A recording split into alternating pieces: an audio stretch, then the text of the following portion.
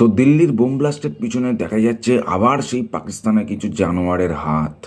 সামনে সাদা অ্যাপ্রন পরা, গলায় স্টেথোস্কোপ ঝোলানো ডাক্তার, কিন্তু আসলে ভারতকে রক্তাক্ত করার জন্য চক্রান্তকারী এক জঙ্গিদের নতুন কায়দা। যে ডাক্তার প্রাণ বাঁচান তাদের দিয়ে প্রাণঘাতী হামলার ষড়যন্ত্র, যার মধ্যে সামিল মহিলারাও।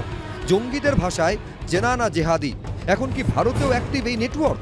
সোমবার দিল্লিতে বিস্ফোরণের মাত্র কয়েক ঘন্টা আগে রাজধানী ঘেঁষা ফরিদাবাদ থেকে যে ৩,০০০ কেজির কাছাকাছি বিস্ফোরক উদ্ধার হয়, তার তদন্তে গ্রেফতার করা হয় লখনৌয়ের এই মহিলা চিকিৎসককে। নাম শাহিন শাহিদ। পুলিশ সূত্রে দাবি, ধৃত এই ডাক্তারের গাড়ি থেকে উদ্ধার হয় অ্যাসল্ট রাইফেল। আর তারপরই সামনে আসে চমকে দেওয়ার মতন তথ্য। প্রশ্ন উঠছে, এই শাহিনী কি পাকিস্তানি জঙ্গি সংগঠন জৈশ-ই মোহাম্মদের ভারতের মহিলা ব্রিগেডের অন্যতম মাথা?